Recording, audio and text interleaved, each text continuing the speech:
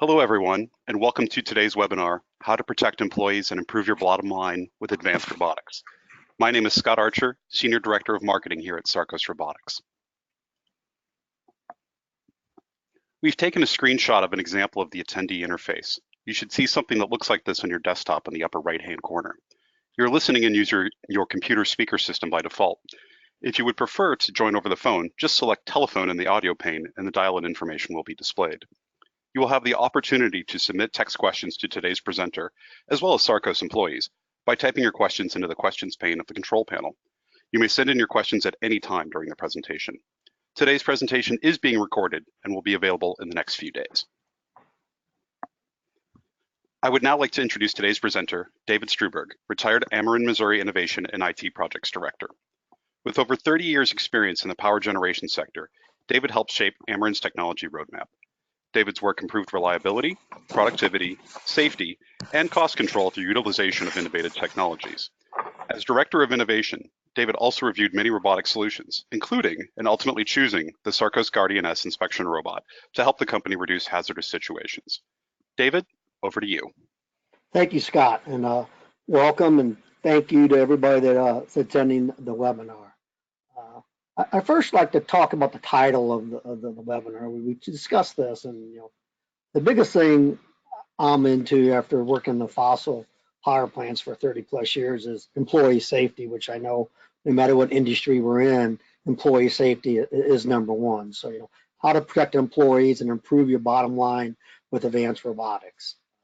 I thought this title fit it because safety's first, and then obviously if you're safe, we're always improving the bottom line. But with this device, I think you'll see that just having the data it can collect for you on a real-time basis helps everybody make better decisions. So a little bit about Ameren Missouri, just quickly. That's where I spent my whole career in. Ameren Missouri is a fully integrated utility, mainly in the eastern part of Missouri. We're part of a holding company, which is Ameren. And we also have Ameren, Illinois, which is obviously in Illinois, Ameren Transmission, which is our transmission company, and then we have the Ameren Services. So like I said, I spent most of my career in the fossil side, and we have like 18 facilities, and mainly the big ones are all coal-fired, and that's where I spent my time.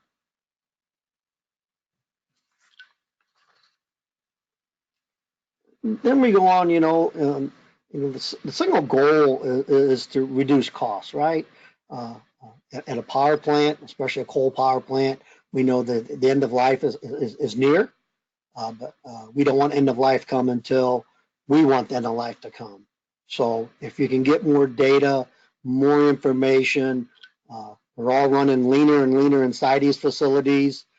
We're losing experience through retirements and what have you. I think, this device it's a great tool in our toolbox to help get us more data so we make better decisions. And if we're doing that, that helps productivity, employee health and safety, service level disruption on the power sector. If we're going to be down for 2 days versus 5 days, and the sooner we know that, that's a big deal. Customer trust and having this device is you can do inspections of areas, which could avoid any penalties that could come about yet.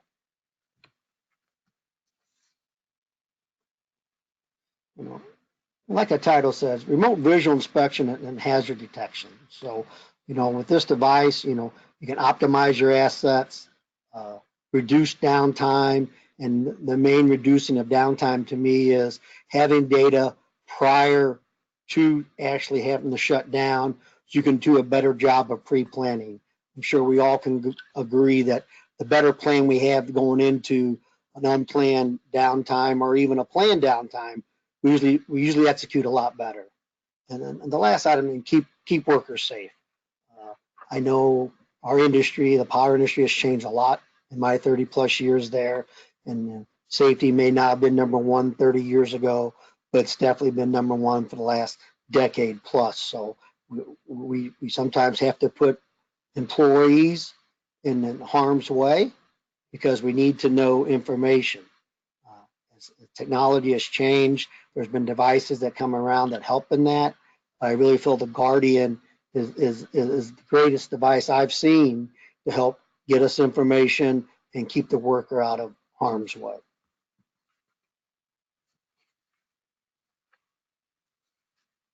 So here you get to see a picture of the Guardian S if people have not been on the website and kind of see what it looks like, you know.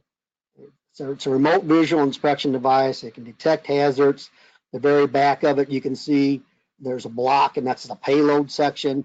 You can put different sensors on there, things that you want to put on there, and have it wired, you know, so you can see in the control panel. So I think it's a very powerful device, and we'll see later on, you know, its capability. So, you know, obviously I believe in it for the power industry. I think construction industry for doing inspections in areas, before and after excavations, oil and gas, obviously getting information about if you have a leak somewhere or somewhere you need to inspect, you can put this device in there. Aviation, there's always, you know, places in fuselages and things like that you may want to check. Border Patrol, you know, it can come with an infrared camera. It can help inspect fence lines and things like that. Just general public safety, and, you know, any kind of hazmat type situation. If you had the proper stuff in the payload, it would be a great tool to put in instead of putting a person in.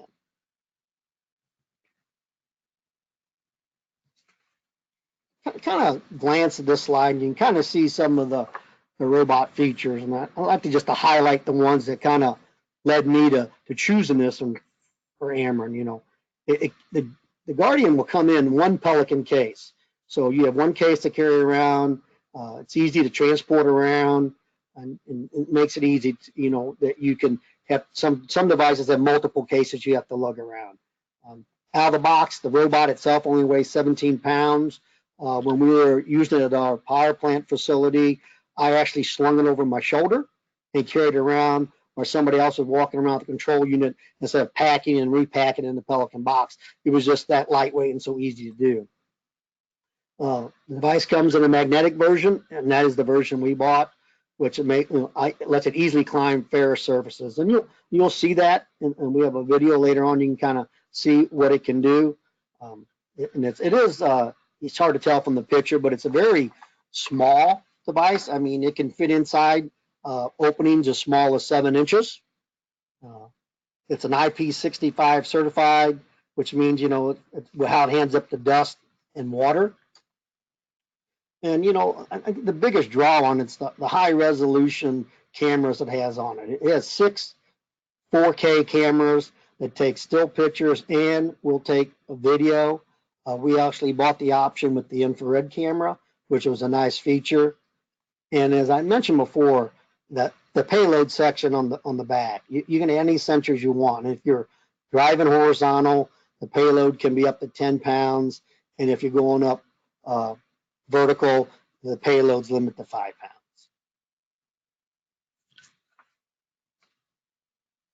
Here's what the OCEO, or operator control unit, looks like. To the millennials, I will say it's just like a big old game console. When we had our training at our facility, the younger generation jumped right on it. After a little training from Sarcos, they're out climbing walls inside our training facility and everything. So it's pretty user friendly.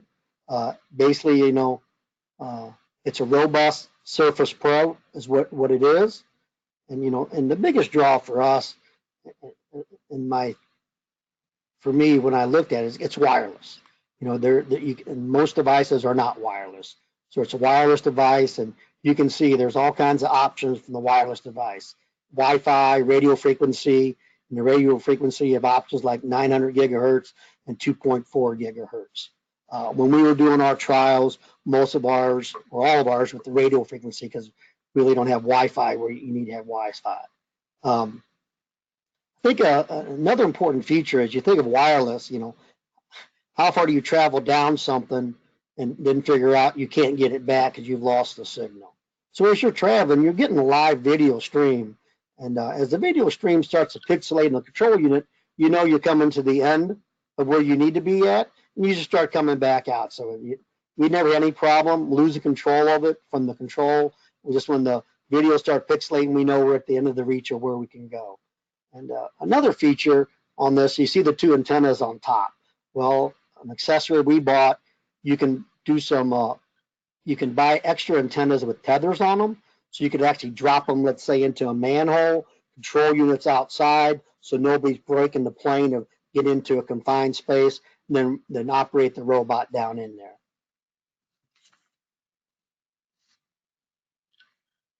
We're going to watch a video real quick that shows the maneuverability of this device. So stay tuned.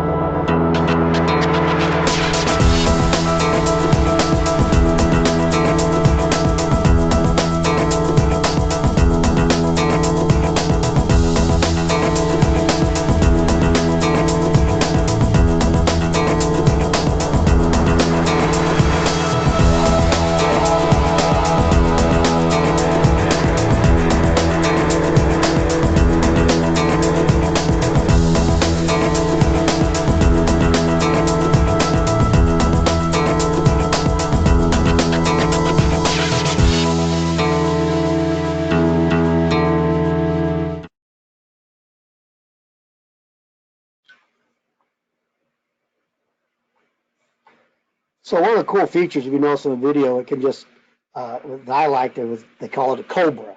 And the front end of it just drops up, umps up like a cobra snake. Then from that point, it can pull itself on any ferrous material. So that was a pretty cool selling point to me, because now it can climb over stuff. Not everything, but can climb over a lot of stuff. So, we go on to, what can it do for you? You can see there, the built-in sensors that come with it. I mentioned the 6.4K camera, optional IR sensor. It's always measuring ambient temperature, GPS, IMU, which is internal measurement unit. It's got audio, so it's got a speaker and a microphone. So this thing was first designed for like mining cave-ins, so it can climb over a pile of rock just using its traction. If it gets to the other side of a cave-in, it can see people, and people can actually talk back and forth to the people holding the control unit, which is pretty cool. LED, and the latest feature, which I hear ours is getting upgraded to at Ameren, which did not have it when it first came out, is this odometry thing. So it's a real-time reading. So if you're down a pipeline and see something and you snap a picture, it will stamp that picture with how far you were down that pipeline. So if you have to dig something up or do something else, you know exactly where you need to go to. So as I mentioned, it's a multi-purpose platform. You see what it comes with, but you can see the other things you can put on the payload section, 5-gas confined space meter, radiology, nuclear sensors, 3D scanning, ND instruments. I mean, the list goes on and on and on. And the one thing that Sarco has worked with and has integrated is a 5-gas sensor from Ray. So that's something that the sensor readings, O2 and all those levels, are showing up on the control unit. So nobody has to go in a bad place. You can send this thing in and all the sensors can come back. So Sarcos is out there to work with people and see what ideas you have and see what it would take to integrate whatever type of sensor onto the payload section.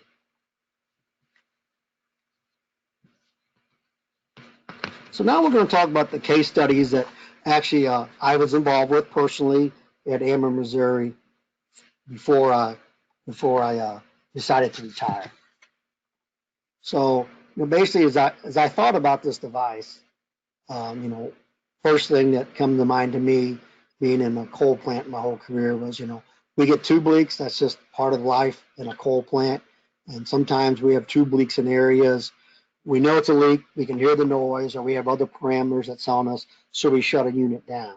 Well, burning coal, usually there's a delay before you can get inside a boiler.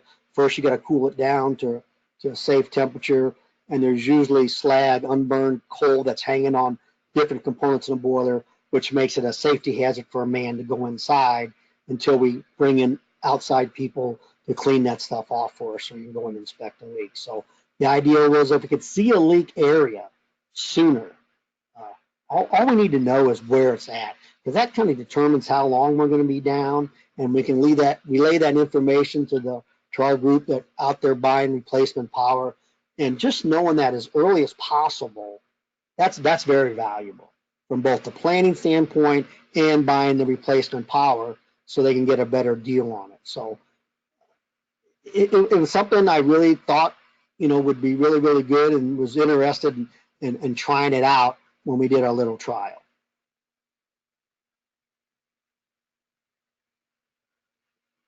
So, boiler and water wall header inspections.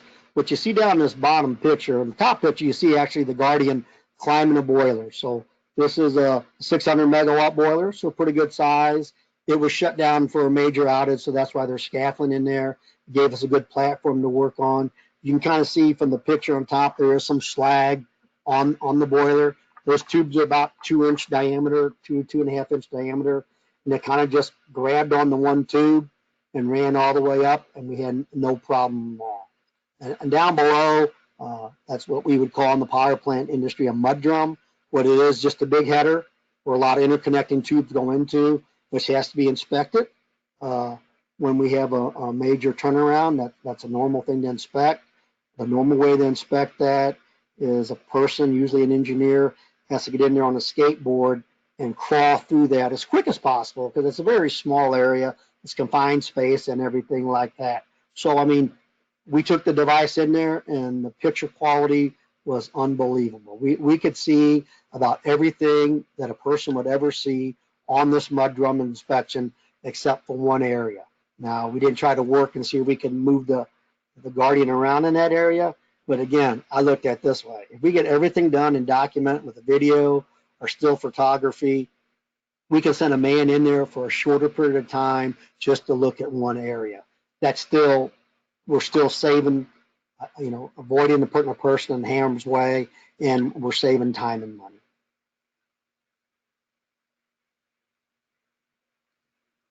So we can see this video we're going to run again. It's climbing the boiler. So.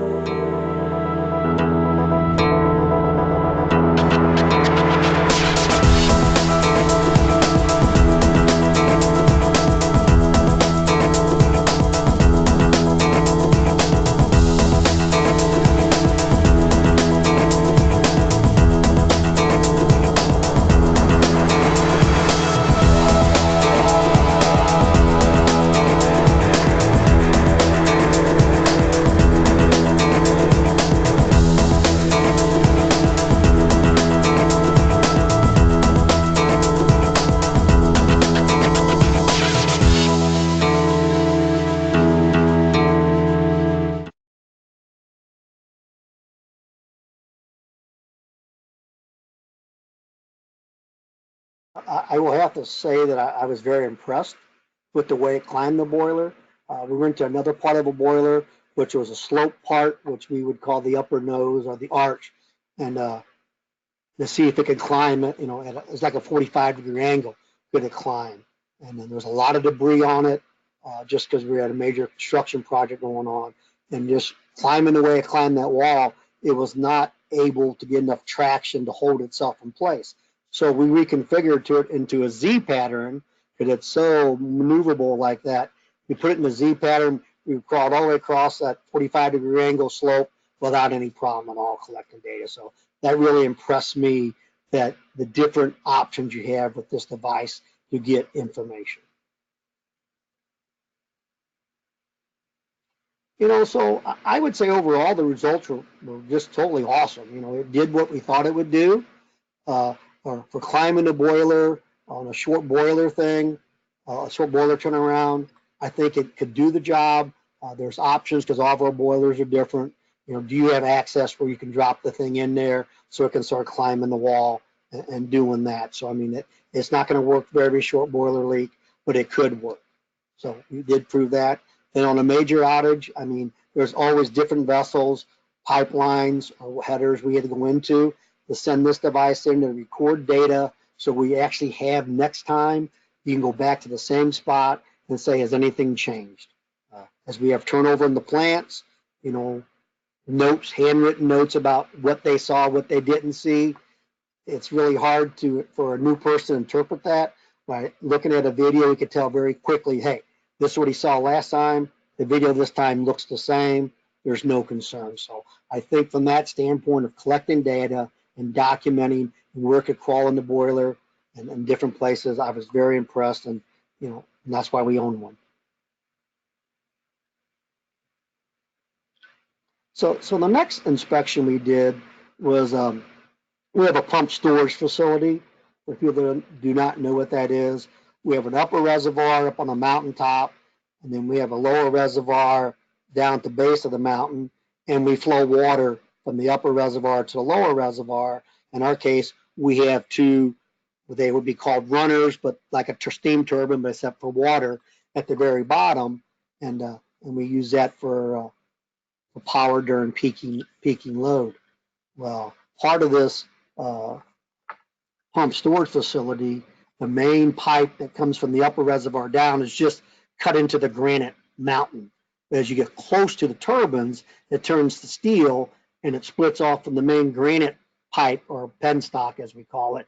And it comes into steel and it splits in to feed each one of the two turbines we have. Well, that slope is really, really steep. And to actually inspect it with a human, you actually have to build scaffold all the way down it, which is not safe to begin with.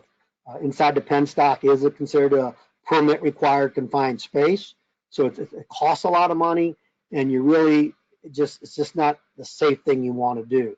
So our objective was, can we get this device in there and see what it can see? We didn't know how it would work in there. It's a very big pipe, and you know, we knew lighting would be a challenge, so we took it in there, and the next few slides kind of talk about what we saw. So the top picture there on your left, you can kind of see what the bifurcate looks like. If you look closely at the bottom, you can see there's water running through there.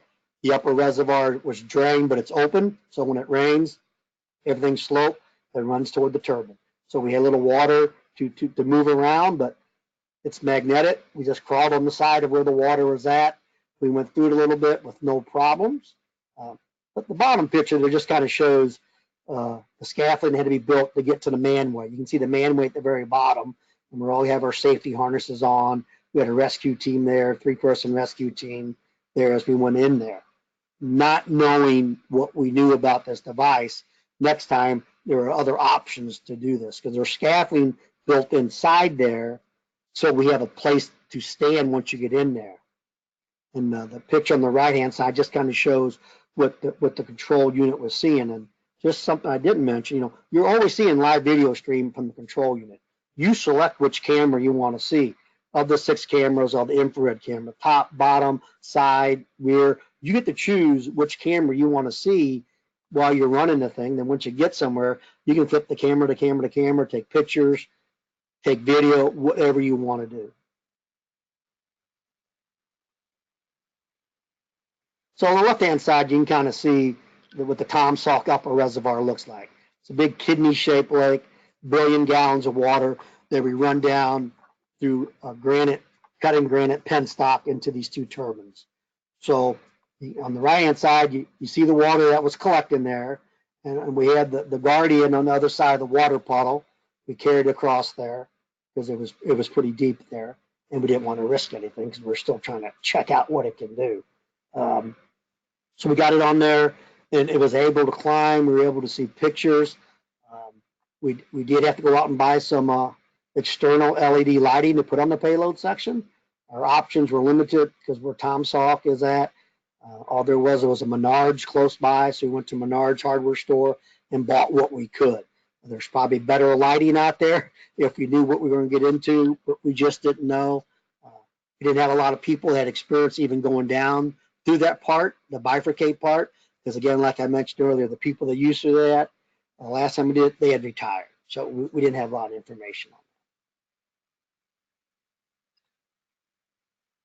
No, so the results were, I think they were positive. I think the next time we could drop it in from this manual you see to your left, we could drop the thing in there with as a place on the back of it where you can put a wire rope on to tether it, hold it down there and drop it on the steel and just let it crawl down there and see what it could see. That would avoid building the scaffolding just to get inside the penstock if we weren't going in there to walk anything.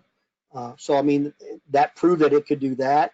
It did prove with the proper lighting, the quality of the pictures and the video we were seeing were great. We could see enough information that, again, if you have an issue, you have to send people inside to fix it. But again, if you can save the money and don't put a person in harm's way, just to find out if you have an issue or not, that's a money savings right there, and it's a safety win. Well, that's about all I had to cover, and I'm going to flip it over to Scott, and then we'll answer any questions you have.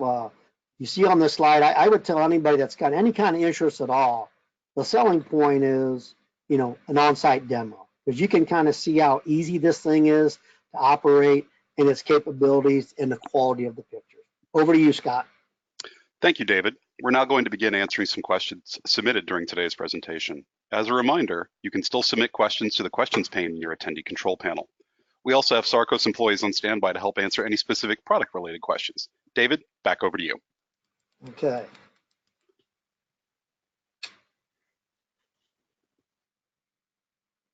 Okay. I'm still operating my panel here to get to the question. I see the question.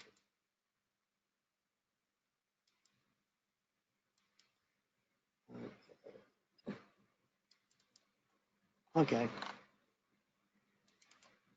Okay, so it says you mentioned that the Guardian S was viewed as a technical difficulties getting the box big enough so I can see it. I got it now.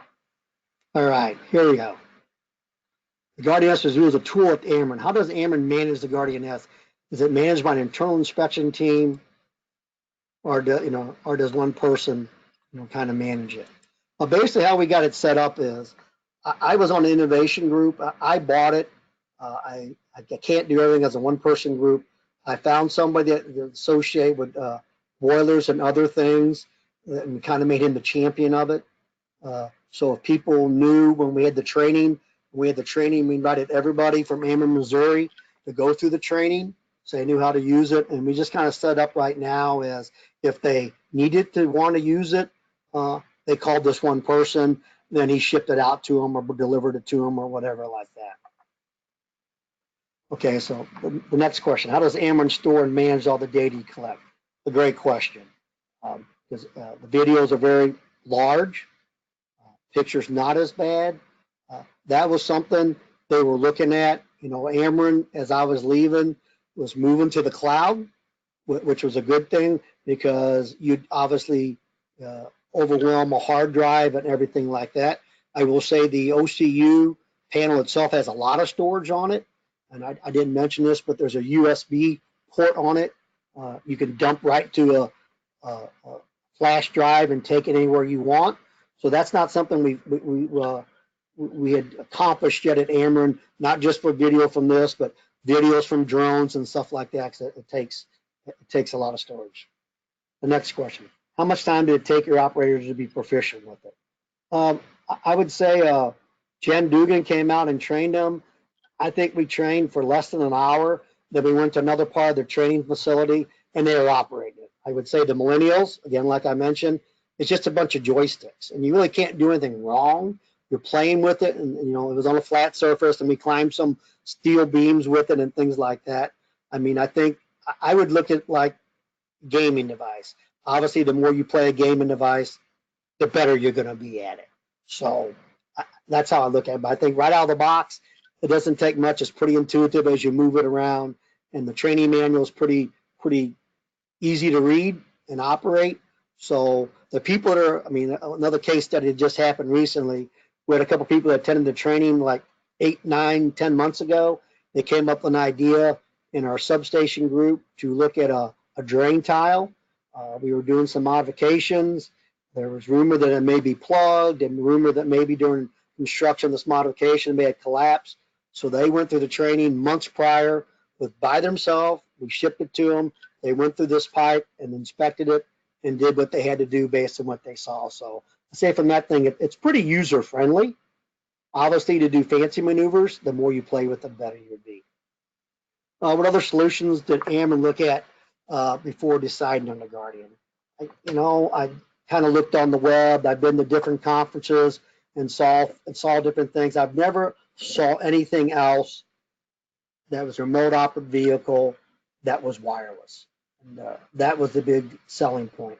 We've used all kinds of other devices at Ameren over my time there, but none of them were wireless. So that was the big selling point, to start looking at it in detail.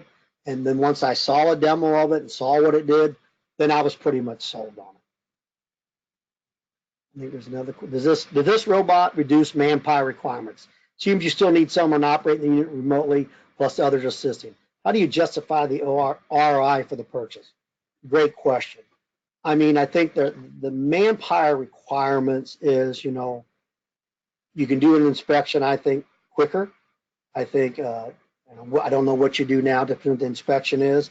You have video write-up. You don't have to write anything down. You have video storage. To me, my biggest ROI from when I purchased it was the safety aspect. If I can put this somewhere that I do not have to put a person, I mean, that's priceless, as the commercial says. So that was my biggest thing, as showing people leadership what this device could do, and they got on board pretty quickly. Again, you can talk to Sarcos. It's not an expensive tool as tools go for what we want to do, and it's so versatile. So I didn't really have a hard sell on that part of it. Okay, so another question. If you lost the robot in the boiler, how do you get it back? Well, I kind of mentioned it comes with a ring on the back of it. So when we were in the boiler, we actually had a 3/8" wired cable tethered to it, and it was outside. You'd be outside the boiler with that tether. In this case, we were on top of the scaffolding. When we were in the penstock, we were on top of scaffolding. So if something happened, you can retrieve it. I think you have to do that. And 3/8" wire rope on a spool. It slowly goes out. It's very easy to pull it back. I think that's the end of my questions, Scott. Okay, I think we're gonna hand it over to Jen Dugan then for maybe some of our more technical questions or product-specific questions. Jen, are you with us? I sure am. Thank you so And much. I do see some questions that came in related to the product, so happy to answer those. The first question I see here is your product waterproof? The robot is IP65 certified. What that means is that it's water protected against dust and water projected from a nozzle. So you can operate the robot in approximately 4 inches of water and still get good quality images back. It is just not submersible, but it is IP65, and you can decontaminate it, hose it off, and scrub it down if you need to. Okay, another question here about the price. How much does your robot cost? So the base unit for the robot is $70,000. The magnetic version is $75,000, and we do have a number of different options. David and Ameren, they purchased a robot with an IR camera, and we do have some accessories, lighting accessories, sensor accessories, and additional antennas if needed. I'm happy to talk price with you in person if you'd like to reach out to me. I know that the sarcos.com contact information is there. I'm happy to dig into that in greater detail. What kind of training is required to operate the robot? So we do one-on-one trainings if needed, and at Ameren we definitely put together a curriculum to facilitate a group training session. We also send the robot with a quick start guide, which helps you to learn how to take care of it, basic care and maintenance, like battery care, and then presets for the modes. So how can you get up and running in the least amount of time possible? That quick start guide is an excellent tool for that. We also have a full user manual that helps with quick tips and tricks and other more detailed instruction. That's also available to you day one. But it is a user-friendly tool. I think that the Ameren employees picked it up in under an hour, and with a couple of hours of stick time, they're pretty proficient in getting these inspections done. Let's see if there's other questions. Oh, okay.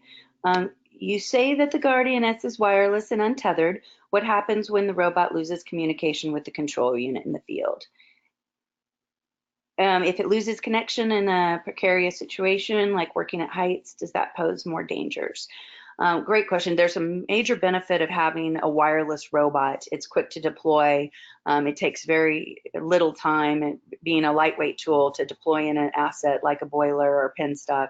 But because it's wireless and because it's highly maneuverable, you might attempt to get into some really tight spaces that seem risky as far as losing contact or losing losing connection to a surface of a water wall. So what we tend to do is we do hook that tether to the last ring on the robot next to the payload bracket, and that provides basic insurance for if that robot drops. It's not going to break the tool, and it's not going to fall on someone's head, and it's easily retrievable if you lose wireless connection. All right, I have a question about piggability. So there are different types of robots in the market for confined spaces, especially when it comes to pipeline inspections. So many of you may be familiar with something called a robot pig. Those are typically push robots that have sensors all around their bodies and sometimes operate when the pipeline's in service. So that is a great tool for measuring thickness in pipes and gaining other sensor type data from pipelines specifically.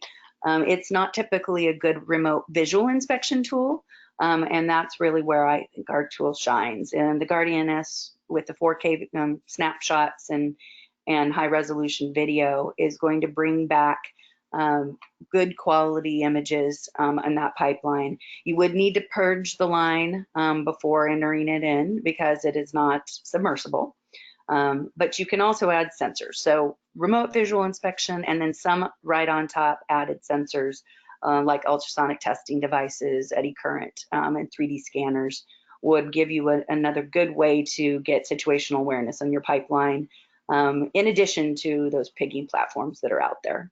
So slightly different tool, but still very good quality data that it offers. Okay, another question. What do you mean by 3D scanning, and what, if any, NDT tools have been applied previously? Great, I think I just barely touched on that just now. 3D scanning, we have customers who are adding LiDAR and 3D scanning devices on the robot. Many of them are the same as those that are equipped for drones. So the payloads that you can buy for drone scanning, we can put those on top of the payload bracket as long as they're under 5 pounds. If you're expecting the robot to climb vertically, we can attach those on top. It's done, and those 3D scans and point cloud data, the point cloud data that you retrieve from those, you put those through a post-processing scenario. So we're not going to remote back that video. It's too data intensive, but it is a good right on top solution. And then NDT tools, like I mentioned, ultrasonic testing devices. Because we're a wireless robot, we don't typically pull water or a couplant. So we have experimented with some dry coupling tools. I'm happy to share more data on that if you'd like to coordinate a follow-up call with me, and we can talk about those makes and models of scanning tools that we've seen incorporated and integrated. People can add probes, eddy current probes. We have a very flexible payload bracket. We've seen people do 3D printing for specialty attachments to secure different probes onto the robot. So I'm, like I mentioned, very happy to have a follow-up conversation and see what we can do to help equip this robot with those type of built-for-purpose scanners. Next question. When is the Sarcos XO going to be commercially available? Excellent. We are actively working with the XO. It is going through some field trials now, and I believe it will be available at the end of 2020. I can defer to Scott Archer for any additional information that he'd like to provide on that at the end of the questions. How would it? Oh, go ahead, Scott. No, are you, I just wanted to confirm before we went off topic, if there was anything else related to the Guardian S questions in your queue. Yes, thank you. There are several more. I see 3, and then we'll be wrapped. Okay. How would it deliver a payload? Meaning I see it can carry objects, but how would it drop it off? Oh, excellent. So you can get very creative with the Guardian S. Really, it's whatever your imagination can conjure up as far as payload within the weight restrictions. If you were delivering something, we've talked to somebody about tool delivery in the past. It's literally a matter of putting tools or devices on the payload bracket and carrying in, and you can roll the robot and dump it off. It would be, I would say, more of a stretch use case, but certainly possible. A couple more questions came in since I said that, Scott. I'll try to whiz through them. What's our time? You're doing just fine, Jen. Okay. I can imagine a risk of losing connectivity with the robot if it's traversing pipes that have a lot of 90-degree bends. Really good question. You know, we have conducted many pipe inspections where there are sweeping 90s involved. The diameter of the pipe and the thickness of the pipe has a lot to do with our success. So in a horizontal position, 90-degree bends with 12-inch diameter pipes is very feasible, we've been very successful. In a vertical climb, we have been more successful in 20 inches and above, navigating 90s. If we want to dig into your specific use case and the piping structures that you're dealing with or other structures that involve 90-degree bends, I'm happy to talk through those and give you an idea of feasibility, and or also always open to field trials. Our product engineering team and myself, we frequent different on-site locations and provide good field tests if you're open to that.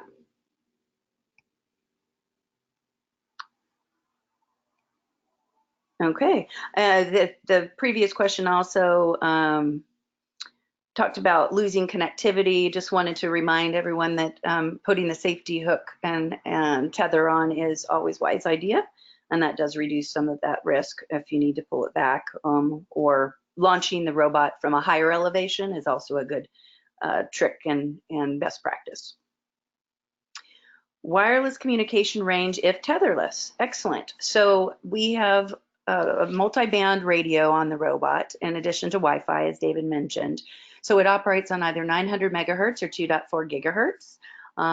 If it is in a pipeline, we have had a lot of success with the 2.4 because it propagates throughout the pipes, and with the extended length coax antennas that Ameren purchased, we can drop those antennae inside of the piping structure, and that provides a line of sight to the robot. So we've gone up to 1,000 feet line of sight in pipeline, as well as outdoors. We also have 900 megahertz, which can penetrate through structures and buildings. So if you have access to walking next to the robot, our engineers have conducted several tests involving just walking next to the pipe and having the 900 go through it. So then really it's just a matter of how close you can be to the pipe on the outside. Again, happy to talk to you about your specific applications and test range with you at your facility. Okay, next question. Is it available for purchase only or rent or lease? All of the above. We do have distribution partners, a couple of whom are renting the robot on a daily, weekly, or monthly basis. They also provide lease to own options. So we can sell it to you directly, or we can sell it through distribution and also provide you rental rates. We have over 36 locations right now renting the robot. So I'm happy to connect you with the appropriate company for that. All right, and next we have, do you adopt augmented reality? Yes, we're dealing with, we have several different customers that are working with the Guardian S and implementing augmented reality. So we're happy to talk through your existing solution. If you're testing that at your facility now and want to work to utilize some of your same tools, it's likely that we can use our existing payload capacity and video streams to integrate it into your systems. We have a partnership with Microsoft right now where we are doing a lot with the HoloLens and with our 360 degrees of cameras, 6 simultaneous camera recordings, we can stitch those together and create a very immersive experience. If you'd like to dig into that more, I look forward to speaking to you. And Scott, that is the last of our questions. I will turn it over to you. Wonderful. Thank you, Dave and Jen. And thank you everyone for attending today's webinar, How to Protect Employees and Improve Your Bottom Line with Advanced Robotics. It sounds like we got to all the questions, but if you have additional ones, don't hesitate to reach out via email. Some of the more product-specific questions about some of our other offerings, such as the Guardian XO full-body powered exoskeleton, we'll reach out to you directly on. And of course, anybody feel free to use the contact tab on our website, and we'll send you a follow-up email in the next day or so with a link to recording of today's webinar.